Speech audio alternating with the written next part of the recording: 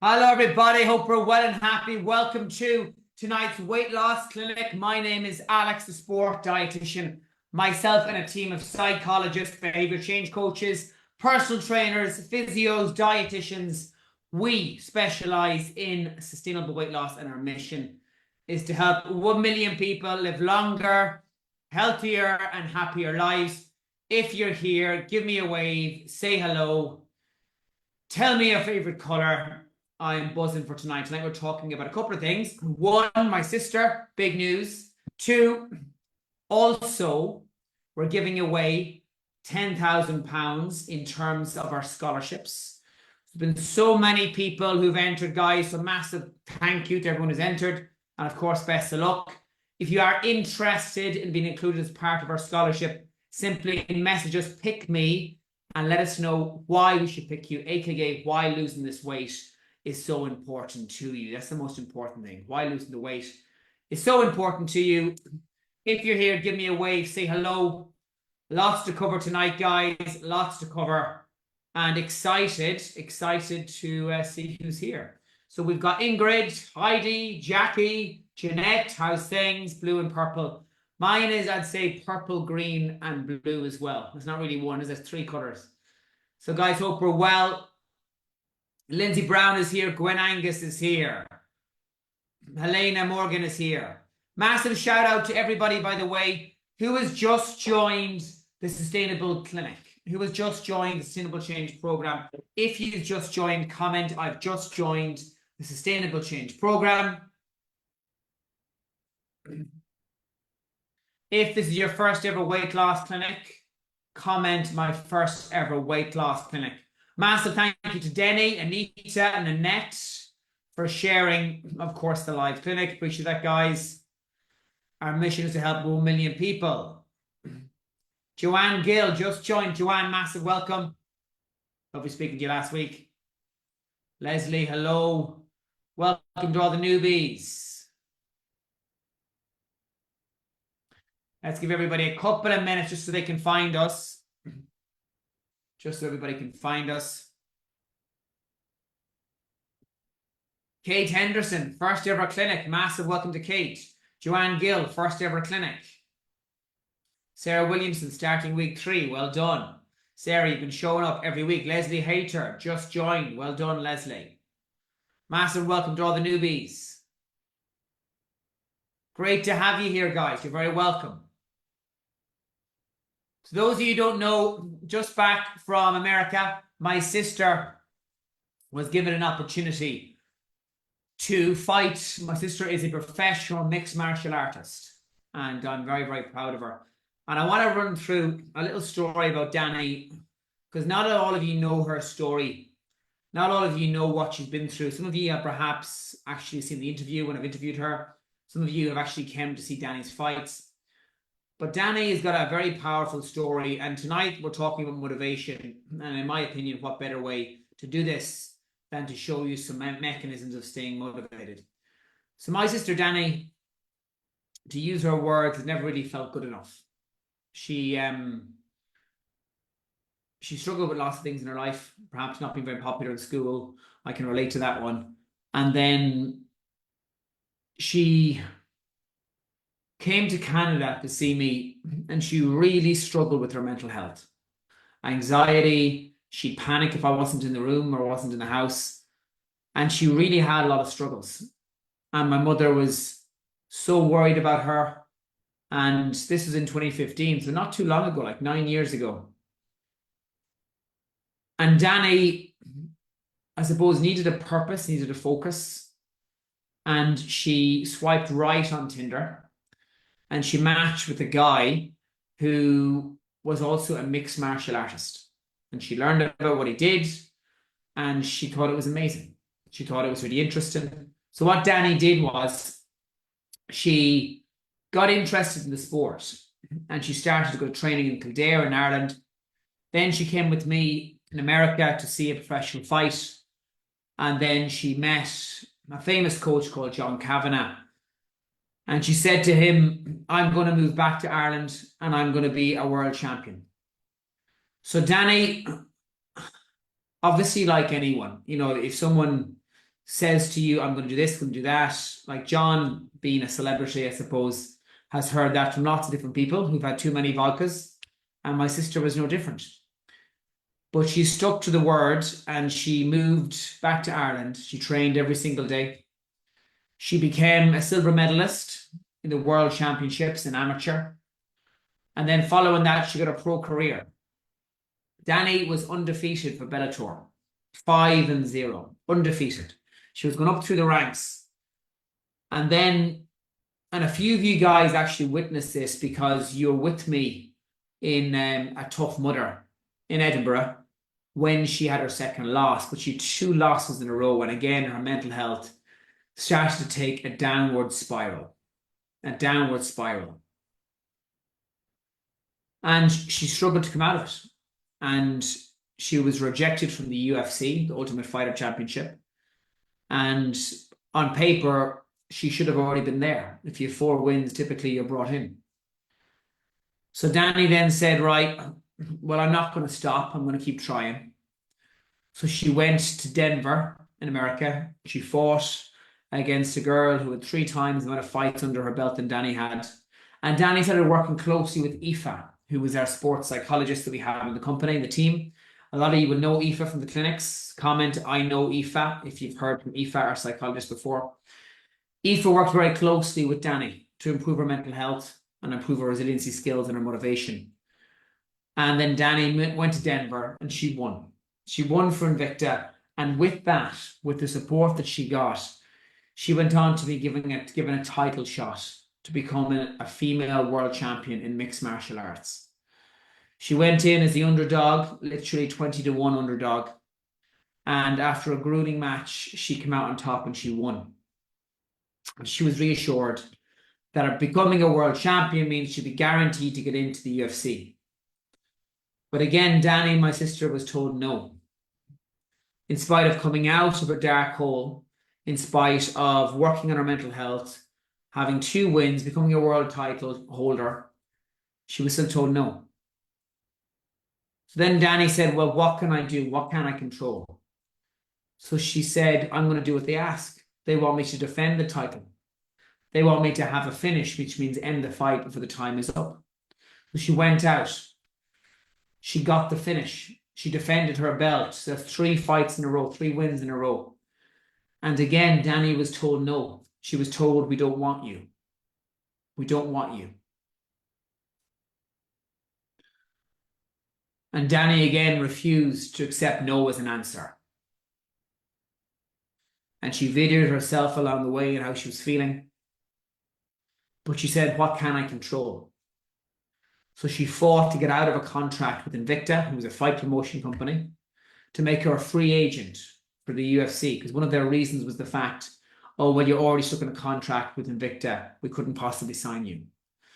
Dani took the risk, left her current promotion or her current employment with Invicta. And then UFC came back and said again, we don't want you. If anyone can relate to this level of rejection, I want you to comment below. I can relate to that rejection. I can relate to that rejection. So Dani was told no again and again and again. She won 4 fights in a row for Bellator. Dani was told no. She had 2 losses in a row, and for that reason, she couldn't be signed by the UFC. Dani was told no. She then had 2 wins in a row, became a title holder. Dani was told no. She then defended her belt, became a double world title holder, and finished the fight prior to when it was meant to stop. She finished the fight, got a finish. And again, Dani was told no. Dani left her current contract, so let go of the vine she was holding before grabbing onto the second. Took that risk. And Dani was told no. And it looked as if the opportunities were never, ever, ever going to go our way. Like, there's only so many times you can be told no before you start to believe, well, maybe I should just move on. But Dani stayed ready. And I want you to comment, I will stay ready. Dani stayed ready. You don't get ready, you stay ready. And despite needing an ankle surgery, and despite having many injuries, and her mental health again taking a battering from rejection after rejection after rejection, Danny stayed ready. And she happened to meet someone who knew the promoter, and that person tackled the promoter and said, "What's the story? Why aren't you giving her a shot?" And then Danny got the call, 4 weeks notice, which is ridiculously short notice. 4 weeks notice to perform in Las Vegas in something called Road to the UFC, which is like an audition. Road to the UFC. I want you to comment, I will stay ready. Not only did they give her only 4 weeks, but they told her if she wants to fight, she has to go up a weight class.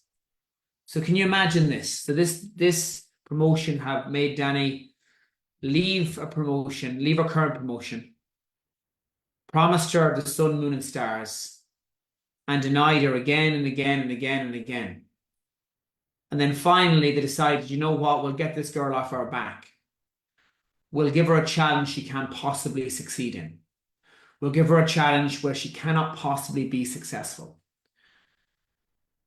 It's like I'm not into gambling, but if you've heard the expression before, the house always wins. This is what's been coming to my mind over the last few days. 4 weeks notice, and she's asked to fight a girl who's considerably bigger than her, having to go up a weight class. The girl in question is nicknamed King Kong, is an ex-weightlifter, and is 3 times the fight Danny has. 3 times the professional record. And last Friday, just gone, my little sister showed up and she walked down and she told me this, because she's battling with her own demons. And she walked down towards the ring in a very intimate interview setting to fight this girl where she's literally been put up against all of the odds. Danny, again, was a 95% to 5% underdog. 20-1. I will stay ready.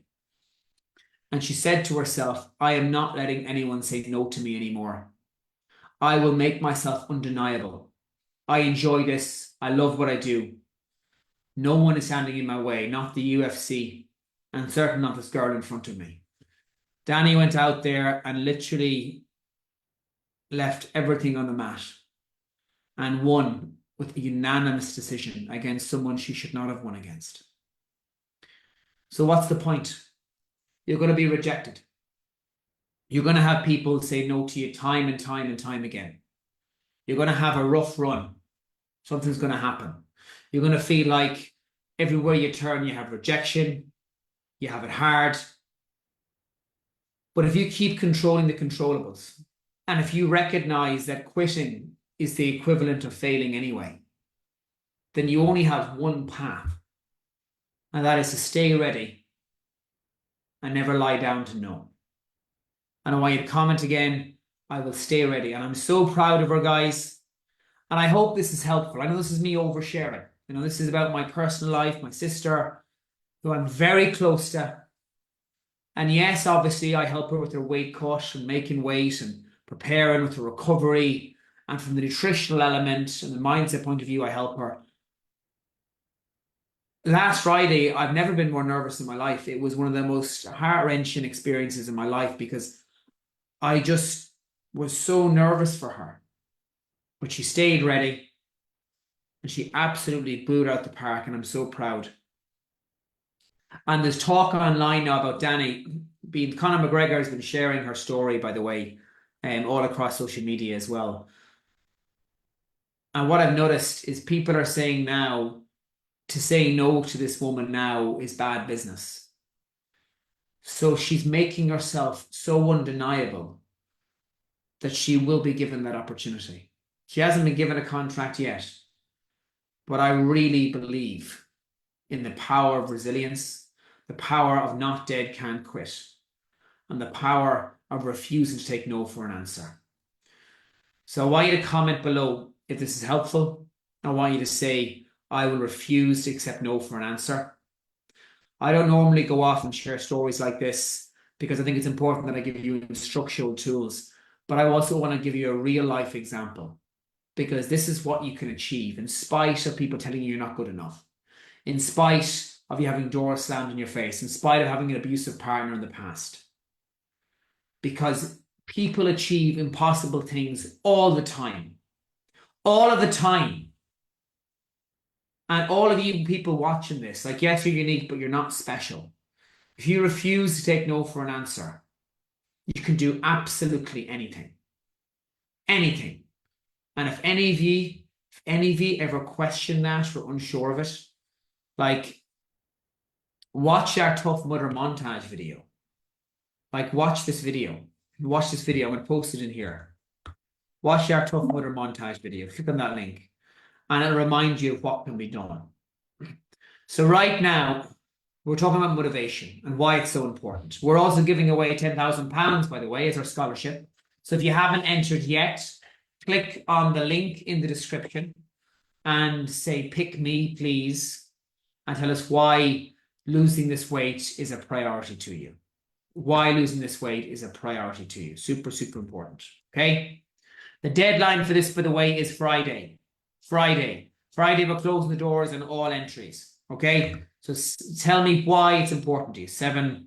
Tell me why losing this weight is a priority to you. Okay. So those people who are working with us on Elite Physique Platinum, I want you to comment below some things that you've learned. Give me an example, something that you've learned to help keep you motivated. I'm going to elaborate on it and explain to everyone watching why it's important and how to implement it.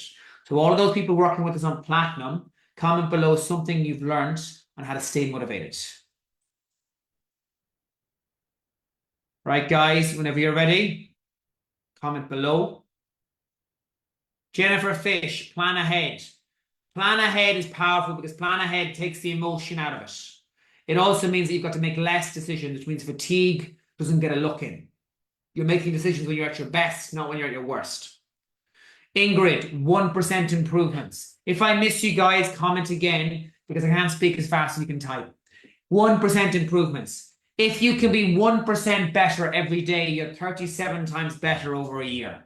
37 times better. Comment that below. 1% better every day equals to 37 times better over the case of a year. What I mean by that is that of all the things that you could be doing to improve your health, focus on being 1% better. It's like compound interest. It becomes more powerful over time.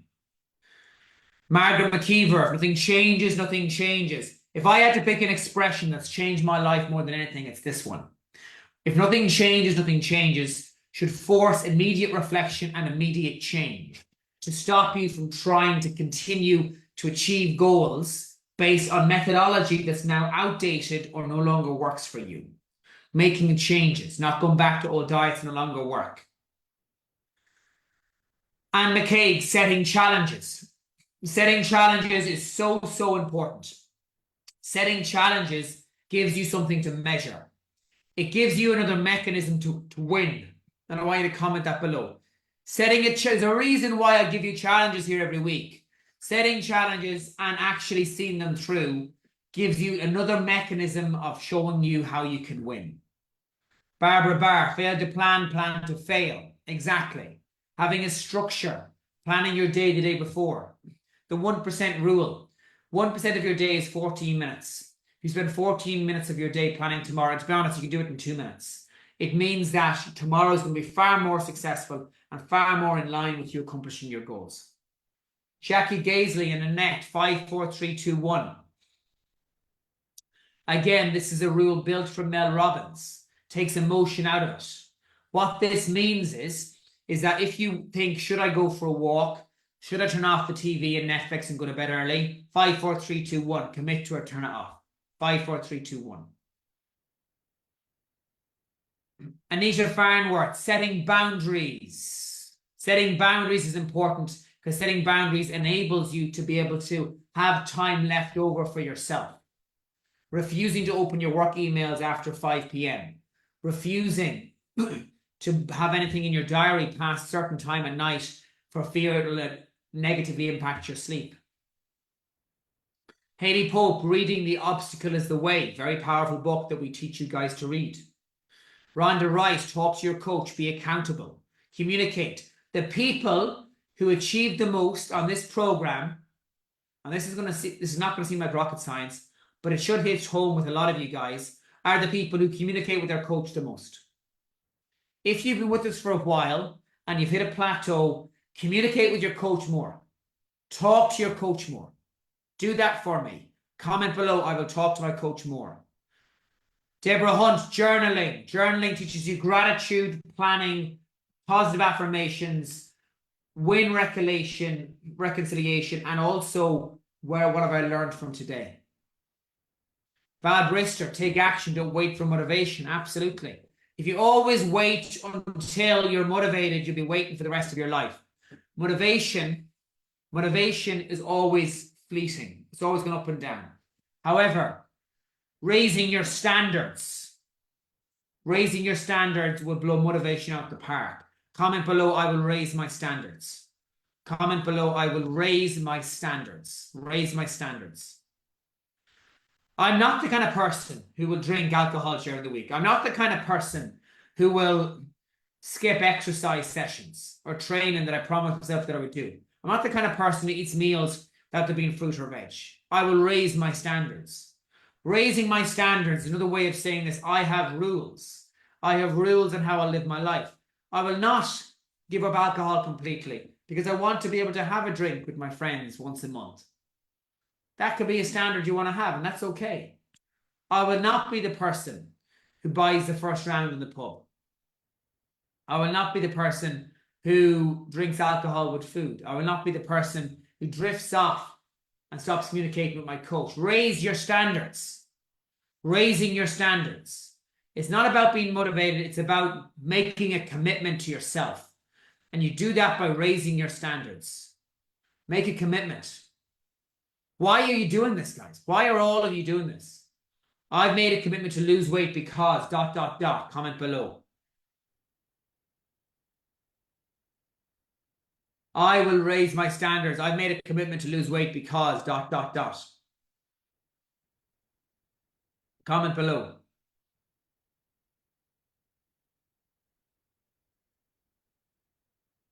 I've made a commitment to lose weight sustainably because ...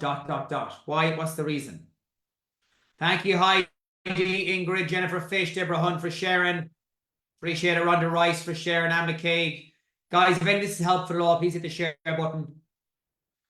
Guarantee there's someone in your network who would benefit from hearing it. And of course, we are giving away £10,000 right now in scholarships. Stay ready.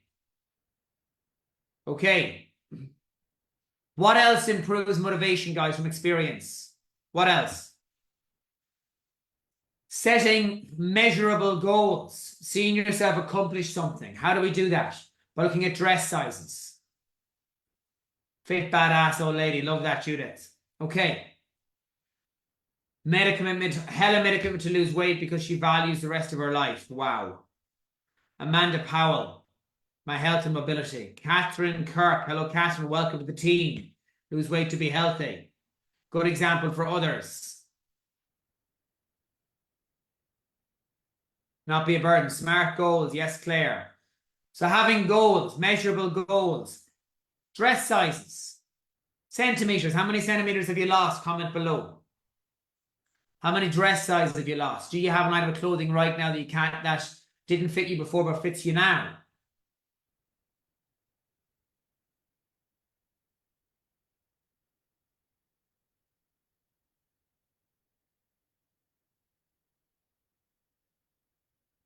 What else? Catherine Robinson, 44 centimeters lost. How else to stay motivated? Reread our whys. Why are you doing all this? Why is this important to you? Set a morning formula. What is a morning formula? A morning formula is where you stand up and you speak to yourself, or you read an article that you have written stating who you are as a person, what you're achieving, and why you're going to achieve it. You will not show up at your best every day. You have to fight for it. Haley Pope, size 26 to a 12. Size 26 to a 12. Fiji, good to see you. Notch tighter on the belt, well done. Fiona Maher, 97 centimeters. This is what's possible when you commit to yourselves. You make the commitment. Don't sit on the fence anymore, guys. If you are here and you've been watching this for a few months and you still are sitting on the fence, get off it. Commit to it. Message the word. Pick me to enter for one of our scholarships. Tell us that you're sick of sitting on the fence. Learn to love myself again. Denny Phillips, size 18-20 to a size 8 short. That's insane, Denny. Incredible. Jane Bryant, because I really want to live the rest of my life instead of existing in pain and discomfort. I love that. Love it. 1 week, 2 centimeters down, Carolyn Casey. See what's possible here, guys. Do you see what's possible?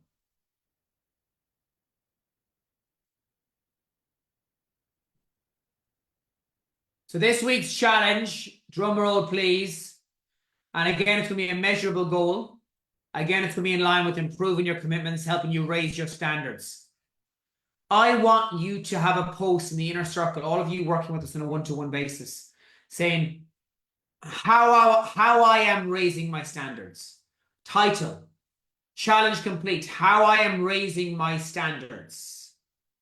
How I am raising my standards. And I want you to list 10 things, 10 changes you are going to make in your life. 10 changes. They don't have to happen overnight, but 10 little adjustments that you're going to make. One could be, I'm no longer going to train without having my phone on do not disturb.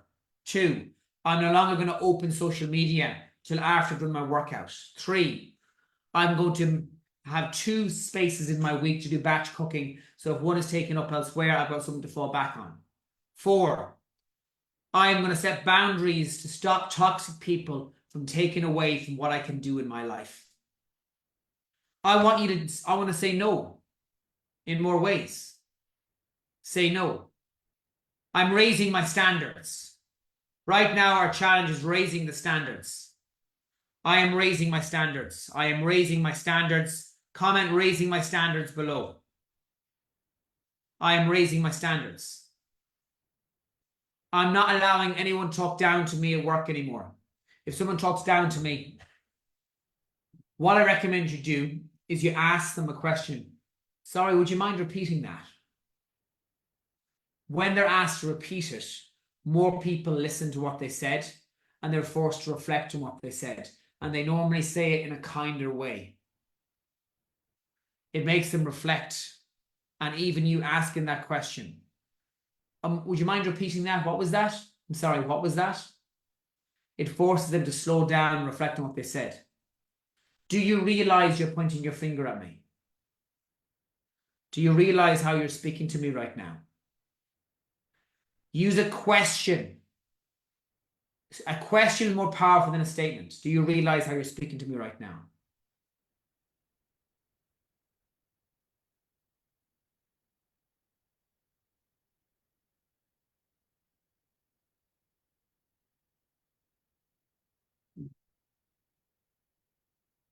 I'm raising my standards. With this note, guys, I have a massive welcome. I cannot wait to read this. I'm raising my standards. Massive welcome to Claire Bliss. Claire, can you hear me? With Claire, a massive welcome. Who's also going to be sharing some motivational strategies right now. Claire, how are you doing? Can you hear me, Claire?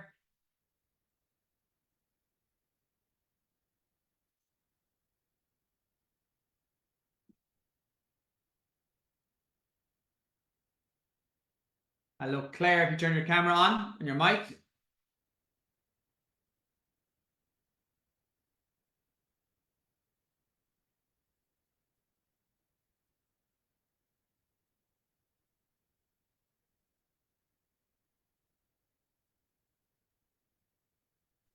See if I can get Claire.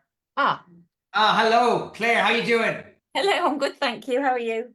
Brilliant, you look lovely. You look absolutely thank you. I love the colours. I made an effort. Good for you. Good. Good for you. Good for you. Well, exactly. What do they say? If I don't, nobody else will. So I'm trying myself with the colours recently. I hope you've noticed as well. I'm trying as well to be colourful. But look, Claire, it's lovely to have you on. And And loads of massive welcomes here from Rhonda, from Heidi, from Lucy, from Anita. So obviously it takes a lot to come on here and share your story. And everyone watching this will be at different stages of their journey. A lot of people will be at the beginning where they haven't started yet. They're scared, they've self-doubt, they fear. So if we go right back to the start, Claire, I suppose, before we met, and you could let us know a bit about what you were struggling with in terms of your weight before we met. So, right back at the beginning, I started to have a weight problem probably when I was a child, and was made aware of it by certain people. That made me feel really rather crap. But the weight did fall off. As you know, you grow up. I grew up and I grew in, so I became, as you should be, really. 3 children came along and weight started to go on after them. So in my early 30s, really. So between my 30s and 40s, I was getting bigger and bigger, and didn't seem to have any luck. Or did I really try? I have to question that. So late 30s, 40s, I did lose weight. I lost weight with Slimming World. I lost 3 stone with them. And I also did the Cambridge diet, shock horror. But I lost another 3 stone with the Cambridge diet and managed to keep the weight off really until late 40s, 50s, when it started to go on again really quite fast. And I was in total denial. I was very happy, eating what I liked and drinking what I liked and thinking to myself, oh, I'm getting away with it. Was I heck? Really wasn't getting away with it. Just going back to what you said, Claire, about denial. Yeah.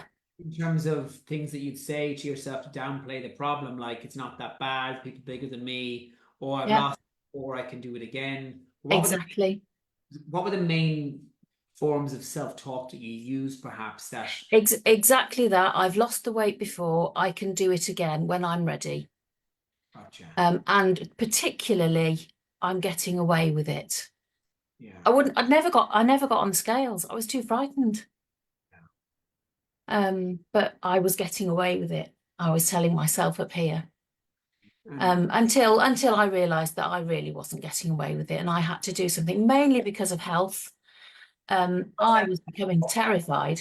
So sorry. What was that point of enough is enough? What made you feel that, you know what, I'm not getting away with it anymore?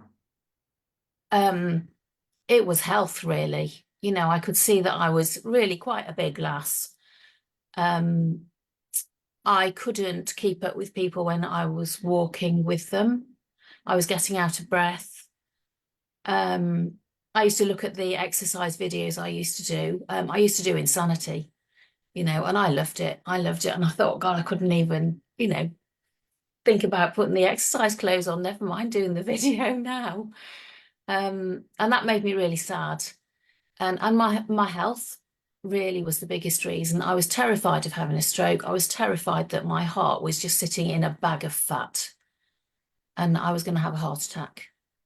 Not that I hadn't had any symptoms, no chest pains or anything like that, but it was really worrying me. I'm a nurse. I see these people coming in, and I didn't want to be one of them. So I probably for a good couple of years, losing the weight was on my mind and I was trying this and I was trying that, but nothing really happening. And I kept seeing your posts coming up on Facebook and having a little listen and walking away again and coming in and having a little listen and walking away again. And I thought, you know what, I'm just going to see what you've got to say. So that's when I joined you in, I don't know, early May. And we had our conversation and I took the plunge and came on board with you.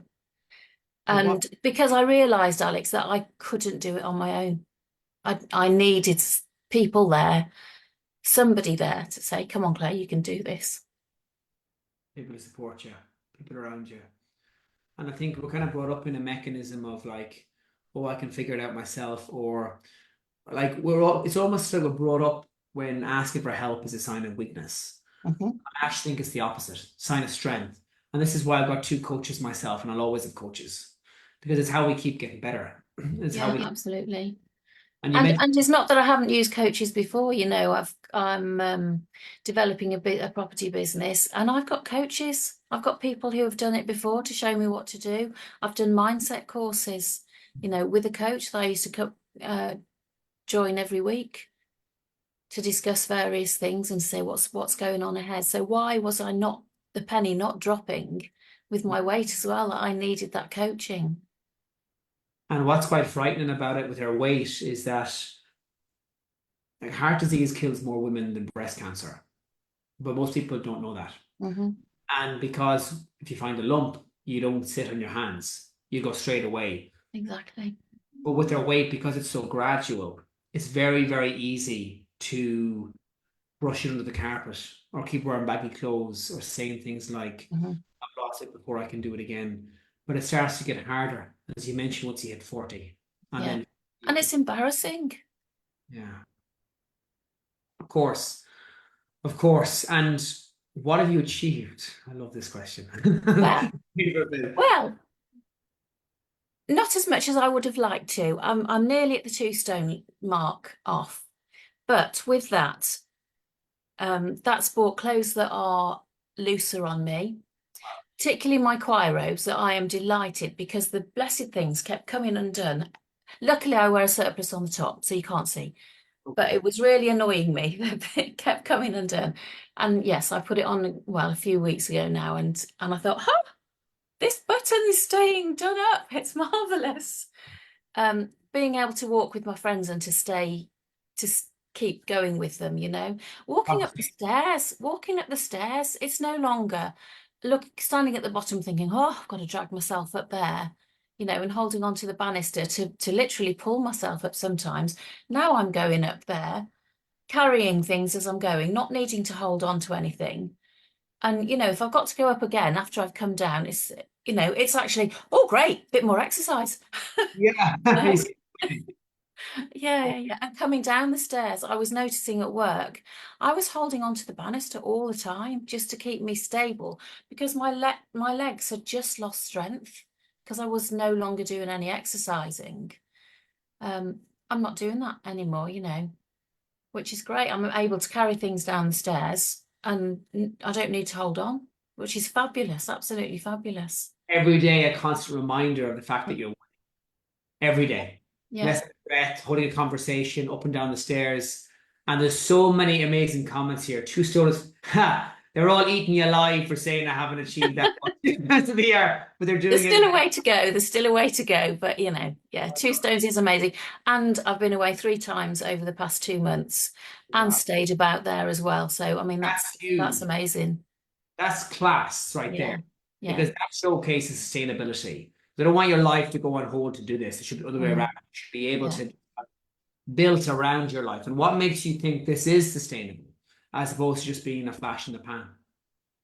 It's absolutely sustainable because you can with planning, you can sort out what you're going to eat. I mean, it's easy to ring a restaurant, isn't it, if you're going out? It's easy to ring them and see, or to have a look at the menu online, see, right, I'm going to have X, Y, and Z. That's how that's going to work. I Yeah. mean, from a drinking point of view, I was putting away 3 bottles of wine a week. Mm. Um, and that was my biggest thing, saying I'm getting away with this and I'll have this because I can. Mm. I don't drink at home anymore. That was something that I decided I would do because that was my danger point. If I'm out, I'll have 1 glass of wine and that's fine. But yeah, I don't drink at home anymore. It's dangerous, so let's not do But it. having that simple rule there, obviously it'll benefit you financially, not spending money on wine like that every Yeah, week. But most of all, you'll feel better, more energy, you'll sleep better. absolutely. I feel so much better. Of course. I was waking up with a headache on the mornings where I'd drunk a bottle of wine the night before, and it was the bottle. I couldn't stop at just one. Yeah. It was the bottle. So I had a headache in the morning, so I got to get through that to get to Mm. feeling normal around about lunchtime if I'm lucky, Mm. you know. Thing is, if you're low in energy like that, it impacts everything. It Whatever, really does. It really does. 100%. It's Yeah. very difficult to be motivated if you've got low energy. It's Yeah. impossible, Yeah. actually. And What would you say to someone now who's sitting on the fence, who perhaps is guilty of trivializing the problem or downplaying it, or if it isn't used to investing in themselves or isn't used to putting themselves first? What would you say to someone who is genuinely struggling? I would say don't think about it for a minute longer. Just get in there and sort yourself out, because you will feel 100% better the minute you do it. Just knowing that you've got that support there, and the coaches reach out to you, and you've got that conversation with you, going with you. I mean, I post to Pete what my exercise days are going to be, and then I have to send him a little photo of what I've done, looking very sweaty Betty. For sure. And that keeps me going. So I think, oh, I've told Pete I'm going to do that exercise today, so I've got to do it. You're being held accountable. You don't want to let Yeah, him down. absolutely. Yeah. If you're sitting on the fence, just have that conversation, make that call. And I was so worried, if you remember, that I'd missed my call with you. I remember And that. I was really upset, really, really upset that I thought I've missed the boat. I can't do it. Because it's one-to-one, like we're limited in terms of who we can bring on and who we Yeah. can't bring on. But Claire, like when I speak to someone like yourself who is very self-aware and is a great communicator and has got a very strong why, like that's what we need. Someone who's self-aware, great communicator, and a strong why. Because if someone wanted to lose weight or work with us for like losing a half stone for some holiday, like we can't prioritize that person. But if someone has got more weight to lose and has noticed it's starting to really affect them, like psychologically, physically, especially if you go up and down the stairs and you're noticing that, because it's a constant psychological reminder. Yeah. And the comments here, by the way, are just incredible. And let's think of one last thing we can do and say together to help everyone watching this. If you had to pick something or two things that you perhaps are doing now that you think really helps keep you on track or gets you back on track if you have a wobble, like what two things, if you had to pick two, have really helped you? Knowing that I've got Pete there for accountability, Yeah. and I put my goal into our chat, so that I know that he knows I've got to be doing that, and just he's there all the time,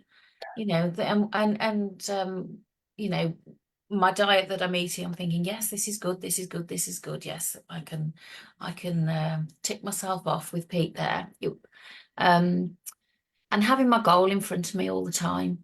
Why am I doing this? And obviously, having the success of being able to run up the stairs now, I can Okay. see that it's working.